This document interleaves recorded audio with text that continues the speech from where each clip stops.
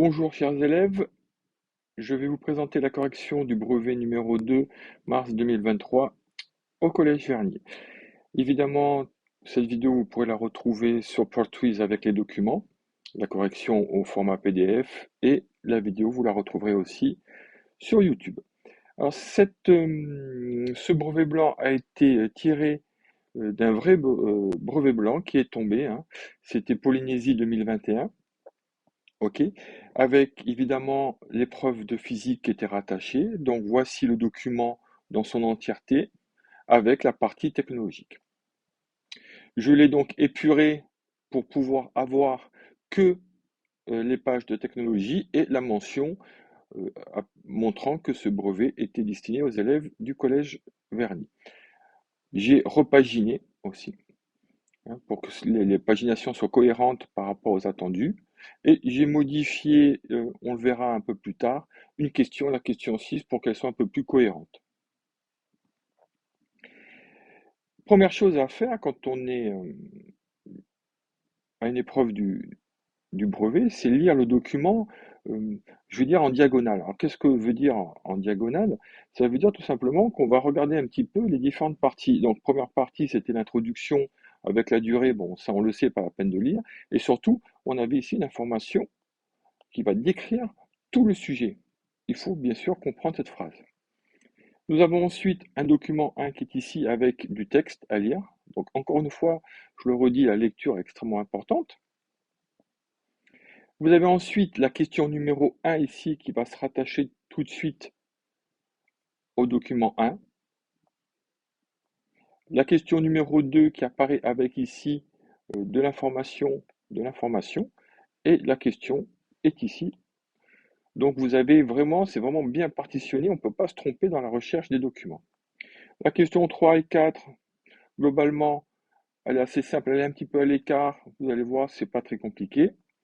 La question 5 revient plus largement sur les attendus, on n'arrête pas de vous le dire, à savoir les chaînes d'énergie et les chaînes d'information, avec la question qui se trouve ici, et le descriptif qui est ici, qui va permettre de remplir cette question.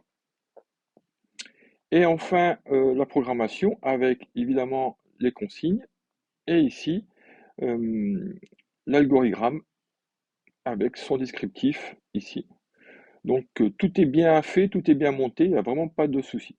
Alors première chose à faire toujours, et j'arrête pas de le dire, mais on m'écoute pas, c'est de prendre ces stabilos, hein. Les stabilos que vous achetez, c'est pas juste pour faire plaisir à la rentrée, mais c'est vraiment pour s'en servir. Et vous allez prendre les stabilos et stabiloter comme j'ai pu le faire. Donc en jaune, par exemple, une information, en orange, une autre. Si on reprend la question 1, vous avez vu que j'ai mis une couleur avec les repères, ce qui va me permettre tout de suite à l'œil de repérer ce qui se passe. Ici, quand je mets compléter le descriptif du kit, puis, alors ça attention, hein, c'est une question qui en comprend deux. Il fallait remplir ici, mais certains élèves ne l'ont pas fait. C'est bien pour ça qu'il est important de stabiloter. Pour la question 2, les deux fonctions fs1 et fs2, j'ai choisi deux couleurs, ce qui va me permettre de faire ressortir tout de suite les critères et les niveaux de performance. Donc ici, on voit qu'on a du texte à répondre. Donc ici, ça sera peut-être un peu plus compliqué comme réponse à faire que juste écrire un mot ou cocher. Ici, dans cette question numéro 3 et 4, donc c'était le calcul de volume qui sont au programme aussi des attendus de mathématiques. Il n'y a rien de compliqué. Il faut mettre une croix et justifier le calcul. Attention, hein, pas de justification, pas de point. Clair, net, précis. Question numéro 5, on vous demande de replacer les mots communiquer, acquérir, etc. avec un document d'explication. Donc là, encore une fois, je n'arrive pas à comprendre pourquoi certains schémas ne sont pas complétés puisqu'on vous donne les mots. Donc là encore, c'est une grave erreur. Question 6, il faut remettre ici, comme on peut le voir, charge et batterie, ventiler, système allumé et charge, égale 100%. Il faut le remettre dans l'algorithme avec ici un explicatif à côté. Donc voilà, donc le stabilo va permettre d'avoir une lecture vraiment précise. On l'a fait qu'une seule fois, la lecture, on l'a fait parfaitement. On prend le stabilo, ok, et on stabilote. Bon, maintenant qu'on a fait ça, on passe aux questions. Donc à côté, j'ai mis la réponse, donc rien de difficile. Dans le tableau, qu'est-ce qu'il fallait faire? La désignation, ça veut dire quoi la désignation? Ben, tout simplement le nom du composant de l'objet technique et sa fonction. Alimenté en courant électrique, donc il suffit d'aller piocher. Alors je vais prendre mon stylo, il suffit d'aller piocher ici ce qu'on a pu surligner et de le réécrire ici, rien de très compliqué. Le support, ici, la fonction, évidemment qu'il faut mettre un verbe. Regardez ce que je vous propose, supporter le panneau, ou tenir, maintenir, c'était tous les verbes de ce style étaient acceptés, hein, ce qui permettait de comprendre qu'on supportait le panneau. Allumer ou éteindre le système, évidemment, c'est un interrupteur, c'était pas très compliqué en soi à comprendre, hein. L'extracteur, qu'est-ce qu'il fait? Ici, vous avez le nom. Eh ben, on va reprendre le verbe pour dire extraire l'air chaud vers l'extérieur, ça suffisait. Alors, tous les mots, les verbes euh, qui nous faisaient comprendre que l'air partait vers l'extérieur ont été acceptés, hein. Ventiler vers l'extérieur, faire circuler l'air, etc. Distribuer le courant électrique, peut-être la partie la plus difficile, c'est une bobine de câble électrique de 4 mètres, ce qui donne au final ce tableau. Donc on a juste à écrire les mots, une phrase, c'est pas très compliqué, hein, d'écrire un mot dans la désignation ou de faire une fonction. Je vous rappelle qu'une fonction, c'est un verbe d'action avec un complément. La deuxième partie qui était sur la fonction d'usage, là non plus, c'est pas très compliqué. On va revoir. Le kit de ventilation sert à renouveler l'air de façon autonome. Et si je relis un petit peu ce qui a marqué ici, voici la réponse, elle est ici. Pas besoin d'aller chercher bien loin. Le kit de ventilation, quand il est usé, doit être déposé dans une filière de recyclage. Évidemment, cette proposition n'est pas adaptée, voire stupide. Le kit de ventilation fonctionne grâce à un panneau voltaïque. Oui, mais ça, c'est le fonctionnement. C'est pas la fonction d'usage. Donc cette question était, somme toute, très facile. Concernant maintenant la question numéro 2 et les deux fonctions. Donc ici, on a un cahier des charges, c'est-à-dire les attendus du produit quand on réfléchit au produit. Et ici, on va chercher deux solutions. Donc on nous demandait tout simplement de comparer la batterie qui a été choisie ici ou le régulateur avec les attendus du cahier des charges. Donc je reprends on va commencer par la batterie. J'ai mis en vert la tension puisqu'ici, on nous demande la tension. Je regarde 12 volts, super, tension 12 volts, au top. Autonomie 17 heures, là on demande minimum 12 heures, donc c'est inférieur, ça match, ça fonctionne. Dimension 140 par 100, avec le 140, on voit ici qu'on a un 151. Donc évidemment, cette batterie ne convient pas, tout simplement. Concernant le régulateur, on doit avoir une tension de 12 volts. Là, on va de 12 à 24 volts, donc ça c'est bon. Les courants en entrée et en sortie doivent supporter au moins 2 ampères ou 0,5 ampères, on est ici. Là, j'ai jusqu'à 10 ampères, donc c'est bon. Donc le régulateur fonctionne. En réponse, puisqu'il faut un petit peu écrire, pas juste dire tout est bien, ça marche. Vous voyez, j'ai mis batterie, tension attendue 12 volts, solution 12 volts égale OK. Alors, c'est pas très bien formulé et évidemment, il n'y a pas trop de place pour écrire. Autonomie attendue 12 heures minimum, solution 17 heures égale OK. Dimension attendue 140 par 100 maximum, solution 151, 65, 98. 151 est supérieur à 140, la batterie choisie ne répond pas aux exigences du cahier des charges. Boum! Régulateur de tension, on fait le même type de réponse. Attendu 12 volts, solution 12 volts à 24 égale OK. Courant entrée et sortie, attendu au moins 2 ampères et 0,5 ampères. Solution jusqu'à 10 ampères, entrée et sortie. Le régulateur choisi répond aux exigences du cahier des charges. Pas très compliqué, hein? Alors ça, j'ai envie de vous dire, vous le faites tous les jours dans votre vie. Par exemple, vous allez choisir un smartphone, vous savez que vous voulez telle caractéristique parce que ce qui vous fait envie, par exemple, pour prendre des photos, des selfies, quand vous allez dans le magasin, vous allez regarder les caractéristiques du produit vendu et vous allez comparer entre ce que vous avez envie et ce qu'on vous propose à la vente. C'est exactement le même type d'exercice qui vous a été proposé ici pour le coup.